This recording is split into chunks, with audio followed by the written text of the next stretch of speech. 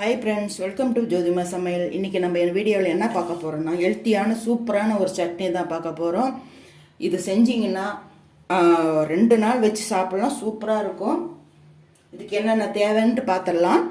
இதுக்கு மாதிரி ஒரு கடாய் வச்சுருக்கிறேன், ட்ரை ரோஸ்ட் பண்ணிக்கலாம். இந்த பொருளெல்லாம் போட்டு ஒரு 1/4 டீஸ்பூன் கடுகு, ஒரு 1/2 டீஸ்பூன் வெந்தயம்,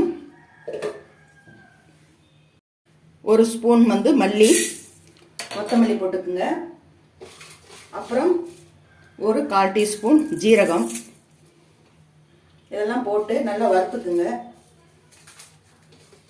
இதை ட்ரை ரோஸ்ட் பண்ண போகிறோம். அப்புறம் ஒரு சாதா வரமிளகாய் ஒரு 3, கலருக்காக காஷ்மீர் சில்லி எடுத்திருக்கேன், அதுவும் 3 போட்டுக்கலாம். போட்டு இப்போ பாருங்கள், வாசனை வர வரைக்கும் வறுத்து எடுத்துக்கலாம்.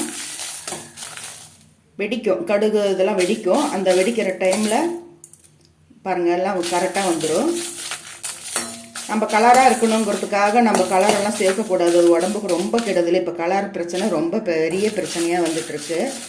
எது நமக்கு ரெட்டு கலரு, க்ரீன் கலருன்ட்டு ஃபுட் கலர்லாம் சேர்க்குறோமோ, இன்றைக்கே ஒரு நாள் எதுக்காவது சேர்த்துக்கலாம், அடிக்கடி சேர்த்து சாப்பிடக்கூடாது.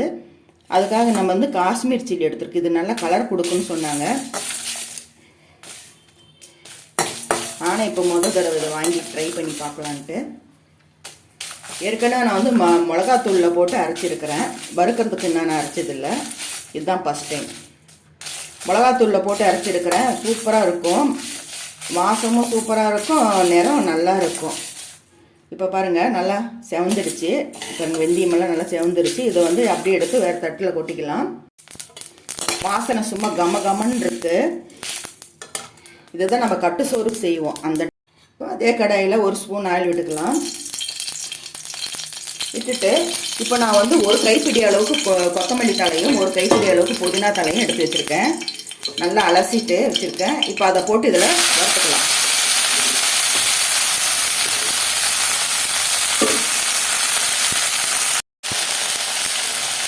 இப்போ பாருங்கள், அவ்வளோ தலை போட்டேன், எல்லாம் பாருங்கள் அப்படியே வச்சிருச்சு.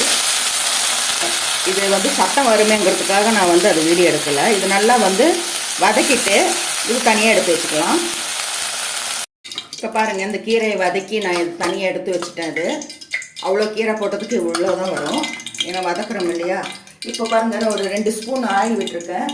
நீங்கள் நல்லெண்ணெய் இருந்தால் நல்லெண்ணெய் ஊற்றிக்குங்க. எப்பயுமே இந்த மாதிரி துவையலுக்கு ஒரு லெமன் சாதம் எதுவாக இருந்தாலும் இந்த நல்லெண்ணெய் ஊற்றினா சூப்பராக இருக்கும். இப்போ பாருங்கள், ஒரு 4-5 பல் பூண்டை சும்மா நறுக்கி வச்சுருக்கேன். அதை போட்டு நல்லா வதக்கிக்கலாம். நல்லா செவக்க வறுத்துக்கலாம். நம்ம இந்த மாதிரி சட்னிக்கு இந்த புளியோதரெல்லாம் செய்யறதுக்கு நல்லெண்ணெய் தான் முக்கியம். நல்லெண்ணெயும் கடலெண்ணெயும் சேர்த்து நாங்கள் ஊற்றுவோம், சூப்பராக இருக்கும். அதெல்லாம் தொக்கா செஞ்சு வச்சுக்கிட்டா எப்போ வேணாலும் நம்ம யூஸ் பண்ணலாம். இப்போ இது கொஞ்சம் நேரம் செவக்கட்டும். பாருங்கள், இதில் ஒரு கொத்து கருவேப்பிலை போட்டுக்கலாம். குண்டு மிளகாய், இது உள்ளே இருக்கிற விதையெல்லாம் எடுத்துட்டேன். சும்மா ஒரு ஃப்ளேவருக்கு மேலே அப்படியே மிதக்கிட்டு இருக்கும், பார்க்கறதுக்கு அழகாக இருக்கும். டெக்கரேஷனுக்காக அதை இதில் போட்டுடலாம். பூண்டு நல்லா பொண்ணு வரவளாக ஆகிடுச்சு. நான் எப்பயுமே சொல்லியிருக்கேன் ஏற்கனவே கூட, உப்புமாவில் கூட நான் மிளகா போடும்போது சட்னியில் அப்படியே போட்டுடலாம். இந்த மாதிரி தாளிக்கிற மாதிரி இருந்துச்சுன்னா அந்த உள்ளே இருக்கிற விதையெல்லாம் எடுத்துடணும். ஏன்னா அது உடம்புக்கு கெடுதல், ஜீரணமாகாதான். ஜென்ஸுங்களுக்கெல்லாம் வயிற்றில் கிட்னியில் ஸ்டோன் வரத்துக்கு வாய்ப்பு இருக்குதுன்னு இது எங்கள் தாத்தா சொல்லுவாங்க.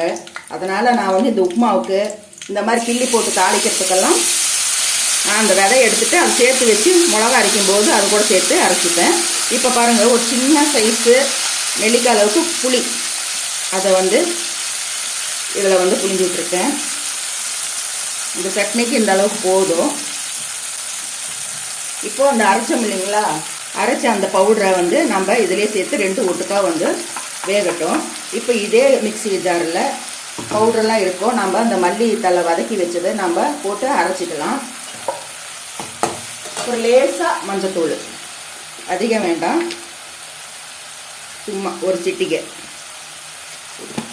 போட்டு உப்பு இப்பயே போட்டுடலாம். இல்லைன்னா தூள் உப்பு தான் போடணும். இப்போ போட்டால் கல் உப்பு போட்டுடலாம், கரைஞ்சிரும்.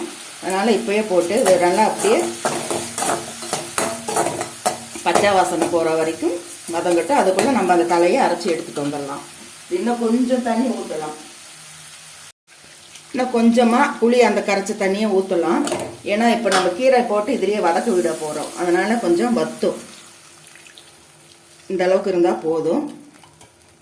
ஏன்னா இது ஒரு சட்னி துவையல் மாதிரி தான். இது வந்து வேகட்டும். இப்போ பாருங்கள் நல்லா வத்தி வந்துருச்சு. இப்போ வந்து இந்த அரைச்ச அந்த மல்லியும் புதினாவும் இதில் போட்டு நல்லா வதக்கலாம். இப்போ இதில் கொஞ்சமாக ஜாரில் தண்ணி விட்டு அதை குலுக்கி அதிலேயே ஊற்றலாம். இது வந்து சூப்பராக இருக்கும். பார்க்குறதுக்கு புளியோதரை மாதிரியும் இருக்கும். நம்ம ஊருக்கு எங்கேயாவது போகணுன்னா இந்த இதை செஞ்சு வச்சு சோத்தில் போட்டு பெரட்டி எடுத்துகிட்டு போனீங்கன்னா 2 நாள் ஆனாலும் கெடாது. இப்போது இது கொஞ்சம் நேரம் வத்தட்டும். அந்த ஊற்றின எண்ணெயெல்லாம் மேலே வரணும். அந்த அளவுக்கு இது வந்து வத்தி வரட்டும். இப்போ பாருங்கள் சூப்பராக எப்படி கலர் மாதிரி இருக்குன்ட்டு. அப்படியே எண்ணெய் ஊற்றின எண்ணெயெல்லாம் மேலே வந்துக்கிட்டு இருக்கு. சிம்மில் வச்சு கொதிக்க வச்சுருங்க. இப்போது இதில் வந்து ஒரு சின்னதாக ஒரு வெல்லம், அப்படியே இந்த புளிப்பு காரம் இனிப்பு எல்லாம் சேர்ந்து சூப்பராக இருக்கும். இந்த டைஜஷன்லாம் நல்லா ஆகும். அதாவது ஜீரண சக்தி நமக்கு இங்கிலீஷ்லாம் வராது. இப்போ கொஞ்சம் பெருங்காயம் போட்டுடலாம். அப்படியே வாசனை சும்மா கமகமன்னு இருக்கு. இந்த மாதிரி சட்னி நீங்களும் செஞ்சு வச்சுக்கோங்க. இது 2 நாள் 3 நாள் ஆனாலும் கெடாது. எனக்கு அப்படியே ஊறுகாய் மாதிரி இருக்கு பார்க்கறதுக்கு. இந்த மாதிரி செஞ்சு பார்த்துட்டு நீங்கள் எப்படி இருக்குன்னு கமெண்ட்ல சொல்லுங்க. இந்த ஜீரண சக்தி ஆகாதவங்களுக்கெல்லாம் இந்த மாதிரி செஞ்சு கொடுத்தீங்கன்னா சூப்பராக இது இருக்கும். இப்போ பாருங்கள் நல்லா தொக்கா வந்துருச்சு. எல்லாம் போட்டு முடிச்சாச்சு. இப்போ என்ன அப்படியே விட்டுட்டு இருந்தால் அந்த ஊற்றின எண்ணெயெல்லாம் மேலே வந்துடும். இது வந்து ஜீரண சக்தி அதிகரிக்கும் இந்த மாதிரி சாப்பிடும்போது. இது ஊருக்கு போகும்போது டூர் போகும்போது இது செஞ்சு சோறில் கிளறி கூட எடுத்துகிட்டு போயிடலாம். அருமையாக இருக்கும். இப்போ இந்த வீடியோ பிடிச்சிருந்துச்சுன்னா ஒரு லைக் கொடுங்க, கமெண்ட் பண்ணுங்கள், ஷேர் பண்ணுங்கள், பெல் ஐக்கானை அழுத்துங்க, சப்ஸ்கிரைப் பண்ணிக்கோங்க, பக்கத்தில் இருக்கிற பெல் பட்டனை அழுத்துங்க. அப்போ தான் நாங்கள் போடுற வீடியோ ஒவ்வொன்றும் உங்களுக்கு நோட்டிஃபிகேஷனாக வரும். ஓகே ஃப்ரெண்ட்ஸ், மீண்டும் உங்களை அடுத்த வீடியோவில் சந்திக்கும் வரை பாய்.